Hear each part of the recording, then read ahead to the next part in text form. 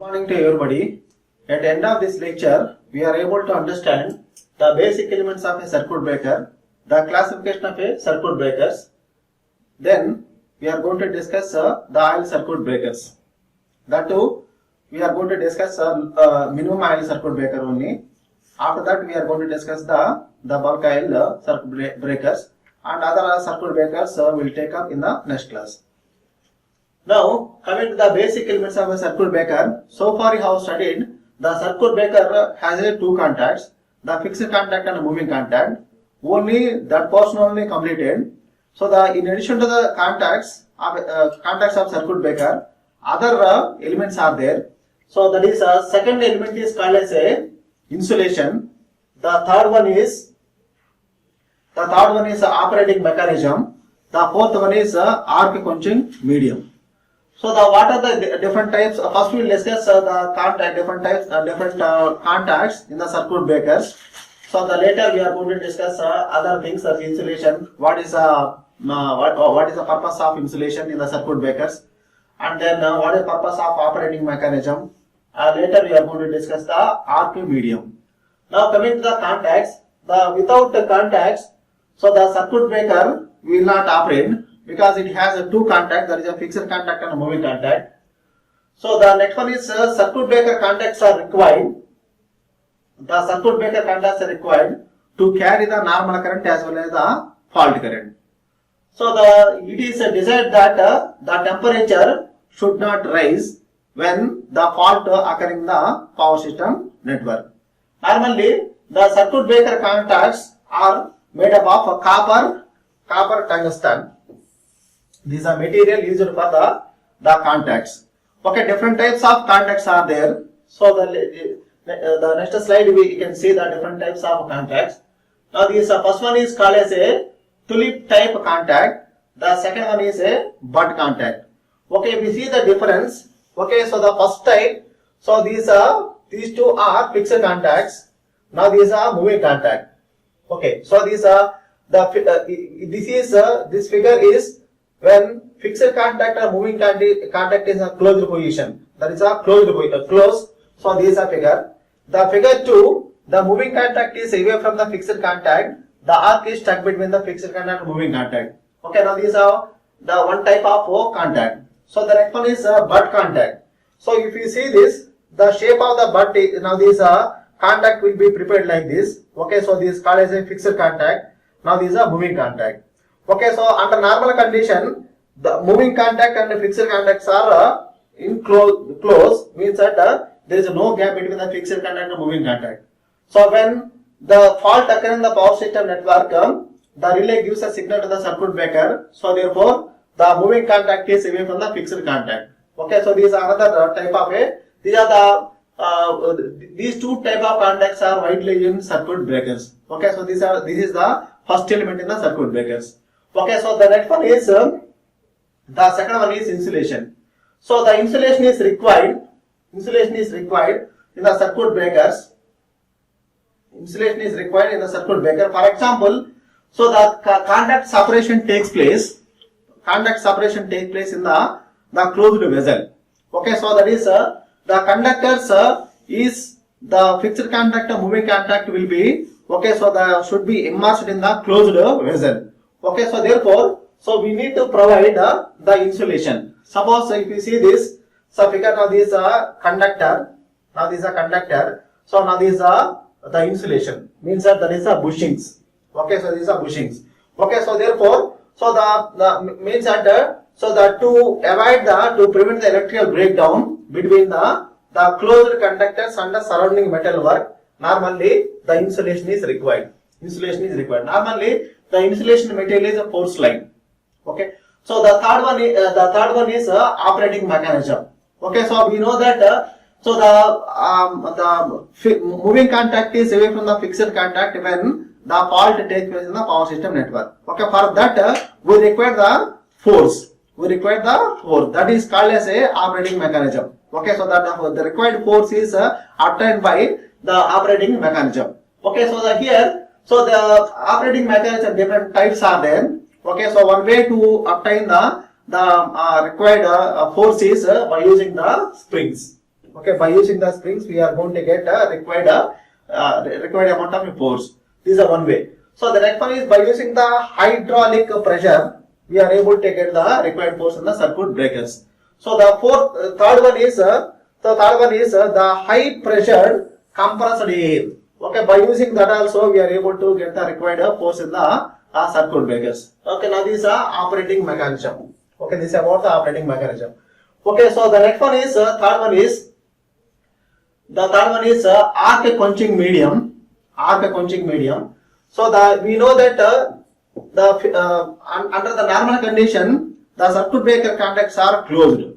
Okay, whenever the power switch network is subject to the fault condition, the moving contact is away from the fixed contact. So therefore, arc is stuck between the fixed contact and moving contact. Okay, because of the arc, the enormous of heat is generated, and also arc interruption may be delayed. Okay, so there is a need to extinguish the arc. That is okay. So the for that purpose we are using the different types of mediums. Okay, based on the medium is used in the circuit breakers. The circuit breakers are classified as oil circuit breaker. Suppose oil is used as the arc quenching medium, then that is called oil circuit breaker. Suppose if you use the air, okay, so air is used as the arc quenching medium, so that is called as air blast circuit breaker. So if you use a vacuum, is used as the arc quenching medium, that is called a vacuum circuit breakers. Okay, so the recently that is the SF6 circuit breakers gas is used as a arc quenching medium. Okay, so therefore they are the four types of mediums, okay, used in the circuit breakers, okay, to quench the arc. Okay, so they are so if you take any kind of circuit breaker, these four should be present. First one is contact. So that is the second one is operating mechanism. So the next one is this arc quenching medium. Okay, so these four things should be present. Okay, so therefore, so based on the arc, next we are going to discuss the different types of circuit breakers based on the medium is used. Okay, so these are the different types of circuit breakers. That is oil circuit breaker. The second one is air blast circuit breaker. The third one is a vacuum circuit breaker. So the fourth one is a SF6 circuit breaker. Okay, in this class we are able to discuss the oil circuit breaker. Okay, so that is the oil circuit breaker. These oldest type of circuit breakers. Oldest circuit breakers. So here in the oil circuit breaker, so insulating oil or the transformer oil is used as the arc quenching medium. And you know that under the normal condition, circuit breaker contacts are closed. Okay, so that when fault occurs, the fixed contact and moving contact is separated in presence of oil. Okay, so that's why this is called the oil circuit breaker. Okay, so now here, so whenever the moving contact is away from the fixed contact, so therefore arc is stuck between the fixed contact and moving contact. Okay, this separation takes place in the oil. Okay, so therefore arc heat is transferred to the oil. So oil may be decomposed. Because of the decomposition of oil, the hydrogen gas is released. So if you see the hydrogen gas, so that the bubbles are formed near to the fixed contact and moving contact. So the hydrogen gas have excellent cooling properties. So therefore arc will be removed. Okay, between the fixed contact and moving contact. Okay, so that is the main idea behind the oil circuit breaker is that only. That is the hydrogen gas is used. So now if you see this animation, suppose the arc is stuck between the fixed contact and moving contact. Okay, so therefore now this air bubble is formed, okay, between the fixed contact and moving contact. So it has excellent cooling properties. So therefore arc will be extinguished. Okay, so here, here there is a major problem in the oil circuit breaker is when the oil is decomposes, in addition to the hydrogen, other gases also produces. So therefore the dielectric strength of oil is going to reduces. Okay, so therefore, so we need to fill the gas again. Okay, so that is the main drawback of oil circuit breakers. Now, so based on the construction, there are two types of circuit breakers are there. So the first one is minimum oil circuit breaker. Other name for this one is low oil circuit breaker. The second one is the bulk oil circuit breaker. Okay, so the difference between the minimum oil circuit breaker and bulk oil circuit breaker is so here the minimum amount of oil is required in the minimum oil circuit breaker, means that so that is only for arc extraction only the oil is used. So that's why the small amount of that 10% of oil is sufficient to extinguish the arc as compared to the bulk oil circuit breaker. Okay, so now in case of bulk oil circuit breaker, so it will perform the two functions. So the first one is for arc extinguish, so we need the oil. So the second purpose of oil is to insulation purpose. Okay, insulation. Okay, so the both functions are performed by the oil in case of a bulk oil circuit breaker. But in case of minimum oil circuit breaker, the oil is used for only the arc extension purpose only. Okay, so therefore this arc extension purpose only we are using the oil. So the insulation is provided by air or the insulation material. That generally that is a porcelain. Okay, so now if we compare the oil requirement, that is a transformer requirement in the bulk oil circuit breaker and minimum oil circuit breaker is that 10% of oil is sufficient. Okay, as compared to the bulk oil circuit breaker. That is the difference between the minimum oil circuit breaker and the bulk oil circuit breaker. Okay, today's class we are going to discuss the minimum oil circuit breaker in detail. Okay, so the next class we are going to consider the other circuit breakers, that is air blast circuit breaker, vacuum circuit breakers and sub-6 circuit breakers. Okay, so now if you see that this is called as a circuit diagram for minimum oil circuit breaker. Okay, if you see the circuit diagram, okay, so we are going to observe the two chambers. Okay, so this is called as a upper chamber. So the upper chamber is called as a circuit breaking chamber. The second one is second chamber is called as the supporting chamber. So now if you see that there is a separation between that is a upper chamber and a lower chamber. Okay, so these are separation. Okay, so therefore, so in the upper chamber we are going to place the circuit breaker contacts. That is a fixed contact and a moving contact, and the arc extinguish device is our turbulence. Okay, so is placed in the upper chamber. Suppose if you see this, so this is a fixed contact of a circuit breaker. Now this is a moving contact. So if you see the moving contact, so the moving contact is hollow. Suppose this is a moving contact. Just see. Okay, so this is a moving contact. So therefore this is a moving contact. Okay, so the moving contact is so the placed in so the supporting chamber also. That is a lower chamber.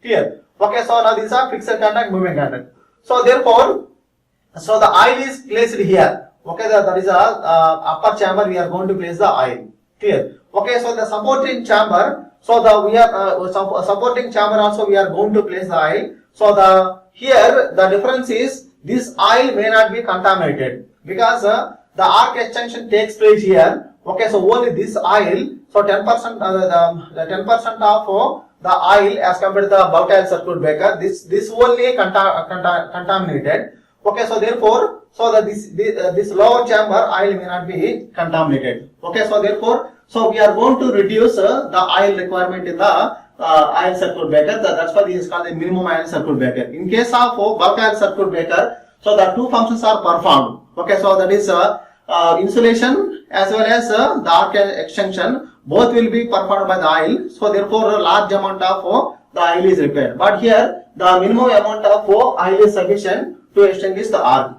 Now, so coming to the another, in addition to the upper chamber, lower chamber, we are going to observe this is a top chamber. So this top chamber is filled with okay, this is a empty. Okay, so why we are keeping the empty means, so because of let us assume that the circuit breaker contacts are closed under normal condition. Okay, these two are closed under normal condition.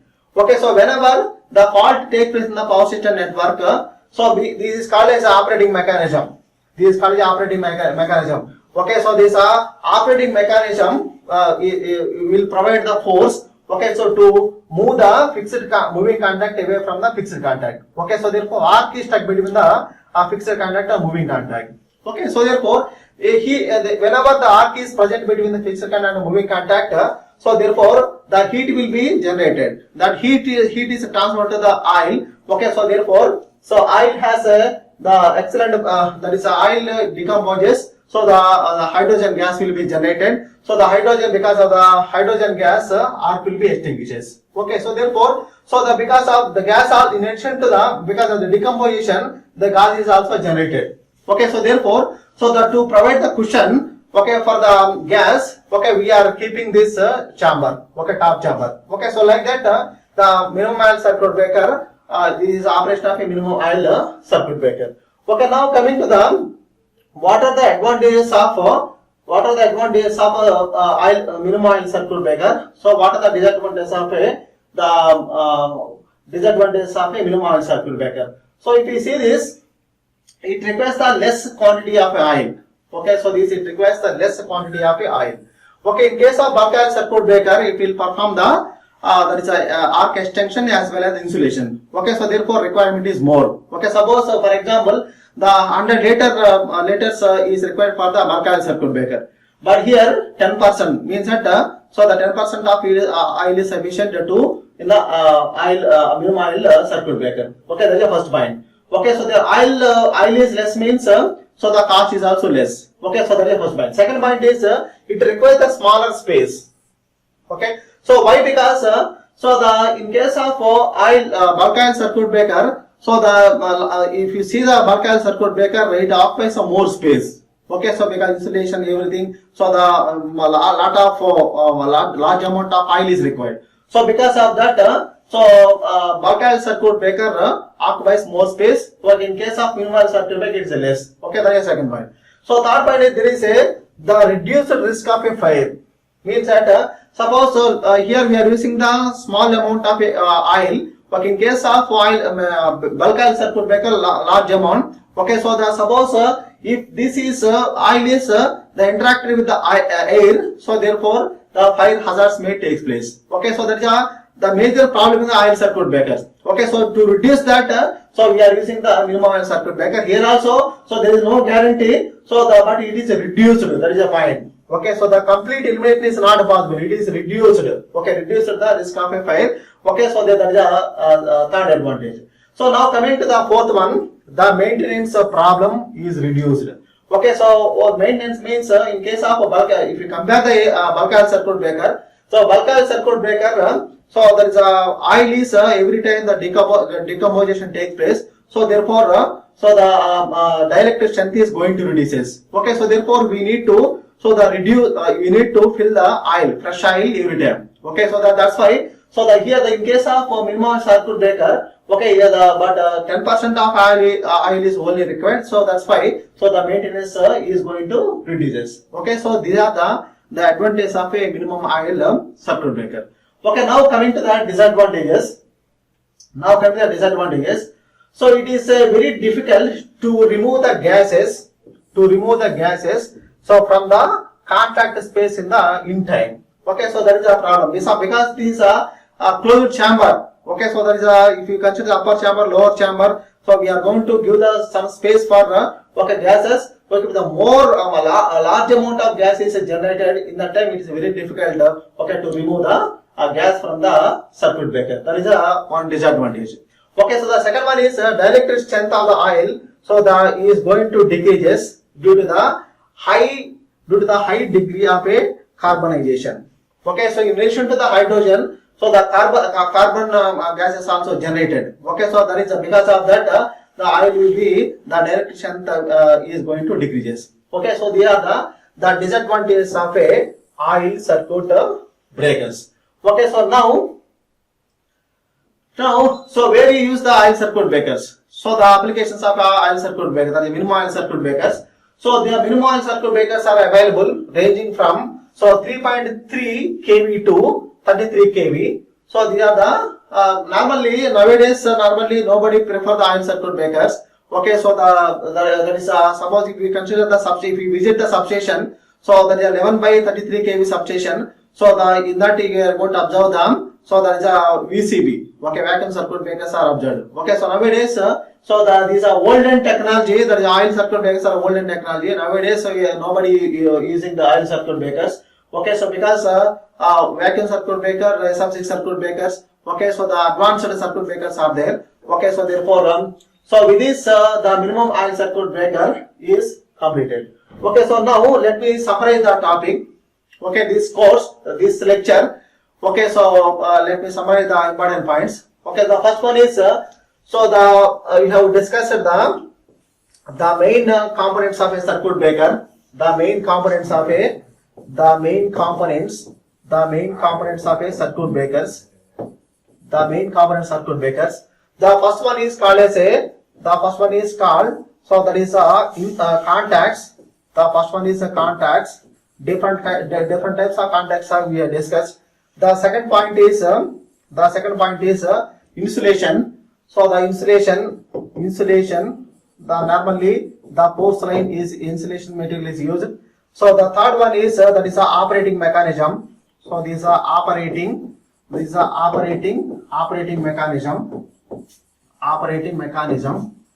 So the fourth one is that is D1 is that is a medium. Okay, so to extinguish the arc. Okay, so the arc quenching medium is used. Okay, so they are the main components of a circuit breakers. Okay, contacts, insulation, operating mechanism, the arc quenching medium. Okay, these are the main components of a circuit breaker. Okay, so the next one we discussed the classification of circuit breakers. Okay, based on the arc quenching medium used in the circuit breakers. Okay, so the first circuit breaker is called as a oil circuit breaker. In the oil circuit breaker, there are two types are there. So the first one is called the minimum oil circuit breaker. The second one is called as a bulk oil circuit breaker. Okay, we discussed the minimum oil circuit breaker.